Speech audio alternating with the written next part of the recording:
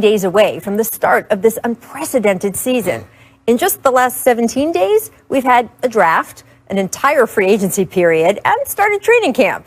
Just this week, two former franchise point guards were traded for each other in Russ and John Wall, while their teams were already in camp.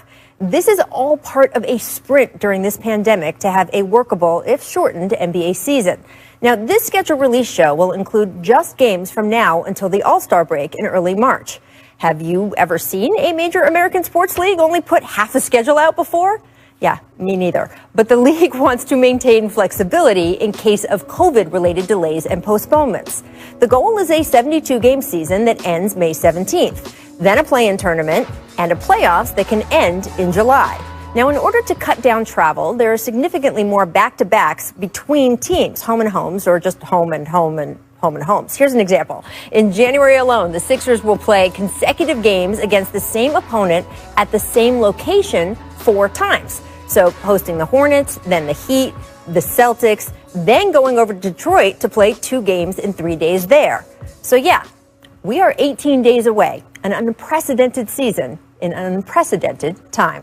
And before we get to more of the marquee games, Matt, as a player, how do you change how you prepare for a season that is going to look like this? I think it's just different for each player. Obviously, Bron has had about 2 months off, so I think he'll slowly but surely start revving his engine, even starting in training camp. I don't see him participating fully in training camp in the first. Obviously, he'll probably play their Christmas game, but kind of pace himself, understanding it's a marathon. But some guys like Trae Young says he hasn't played in 9 months. Right. You know, some of these younger guys are excited to get back out there.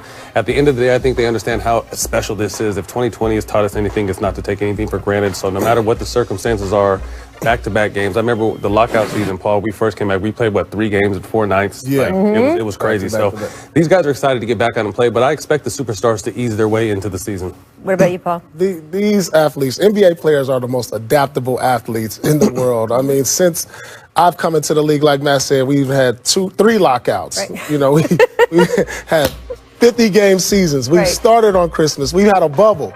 I mean, we just coming off a season that said this was unprecedented. Now we're coming to another season. Right. The league, the players, they're ready for anything. Right. It's about just being ready mentally. We already know they're going to be in physical shape. I mean, they're going to do something they haven't done before. They're going to play in their arenas without fans. Yeah. They're going to play back-to-back against the same teams in the same arena. So there's nothing these NBA players can't do. I mean, I don't put nothing past them. They'll make the adjustment. Because at the end of the day, they're just still playing basketball. Yeah. I mean, considering what's going on in the world, these guys are getting to play basketball, so they'll be ready. Well, I know you guys are all creature of habit, though. You have your game day routines, but those have been disrupted already for any team that participated in the bubble. So people are kind of used to throwing it all up in the air, just like the rest of us are with all of our lives, right? We all had our routines, and those went out the window. All right, as was released earlier this week, here is the opening week national TV slate. Now, on opening night, we have December 22nd on TNT. KD finally making his official Nets debut and gets to face his former team, the Warriors. Would have been a little more juicy with Clay there, but boy, that's still a really good matchup. Followed by ring night in LA as the Clippers face the champion Lakers. Hey, ring night, of course they bring the Clippers. Of course they do. I'm not sure if I'll come out of the locker room when We're going to collect that and we're going to make you watch. On December 23rd, Giannis and the Bucks facing the Celtics on TNT. Then CP3 making his debut for the Suns against Luka and the Mavs on ESPN. I can't wait for that one. On Christmas Day, starting at noon on ESPN, Pelicans Heat. Then on ABC at 2:30, we'll have Warriors Bucks, Nets Celtics in Kyrie's return to Boston, Mavericks Lakers at 8, Luka LeBron, and finally at 10:30, Clippers Nuggets in a Western Conference Semis rematch. Now, Paul, I know you are a huge believer in Luka's star potential. Is he ready to be opposite LeBron for the Christmas primetime game? I mean, I would have put KD in that spot. You know, I mean, he's a young up-and-coming star, and he's must-see TV. I mean, but he's not there yet, not opposite of LeBron. You know, you got to say either Giannis or KD, someone of that stature. But, you know, the kid is must-watch TV, and he's puts up hell of a stats. And he did get a triple-double the last time he played against Bron. Those games have been good. I mean, so I don't mind it at all, to tell you the truth. I love it. I mean, it's there. Luka's next in line. I think he's in line still. I say within the next 3 to 4 years, it'll be Luka's league. And I'm saying within that 3 to 4 years, he still might take an MVP. But I think, there's still some guys ahead of him, like Paul said, but he's definitely must-watch TV. What he did in the bubble, what he's done since he's touched this game has been so special. So I'm excited to see him go against Bron on the big game on Christmas Day. And that leap he made from year 1 to year 2 was so unusual, Yes. right? And then what he's going to do from there, we can only wait and watch. Now, one of the other marquee days in the first half of the schedule is, of course, Martin Luther King Day, featuring 5 nationally televised games. The first 2 are going to be on NBA TV, and the last 3 on TNT, concluding with Bucks Nets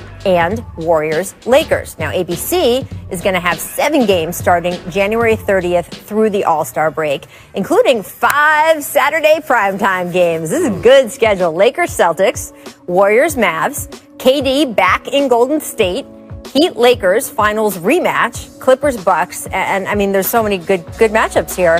Paul, what do you want to see most from these marquee showcase matchups?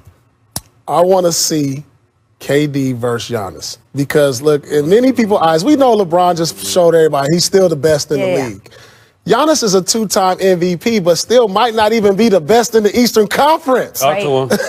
With KD coming back. So I'm intrigued to see, that matchup right there. And then KD being off so long, look, saying I'm back, y'all. I know he's been the MVP the last 2 times, but I'm still in the league. And my name is Kevin Durant. Right. I think people quickly forget because he hasn't played in so long who he was and what he was about. He was running with my homeboy Rico Hines runs at El Camino College this past offseason, and everybody was impressed. So I think he's going to be the common theme throughout the first 2 months or maybe in the whole season just because he's bouncing back off an Achilles. But everyone that I've talked to and has seen him play says he looks like KD. So I'm excited for it. They're my excited.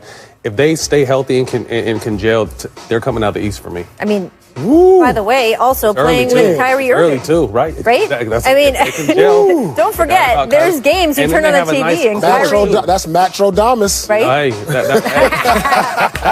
They got a nice. We need a graphic for that. Matrodamus. Predictions. It early. Yes, he's got the whole thing going. No, I mean, you could be, turn on your TV for Kevin Durant and get the Kyrie Irving show, right? Yeah, I mean, there are nights where nobody handles the ball like that. That's what makes them scary. And you got to think the rest of their core, too. They still got a good, solid, young core, too. Re-signing Joe Harris, having Karis LeVert and DeAndre Jordan and Dinwiddie.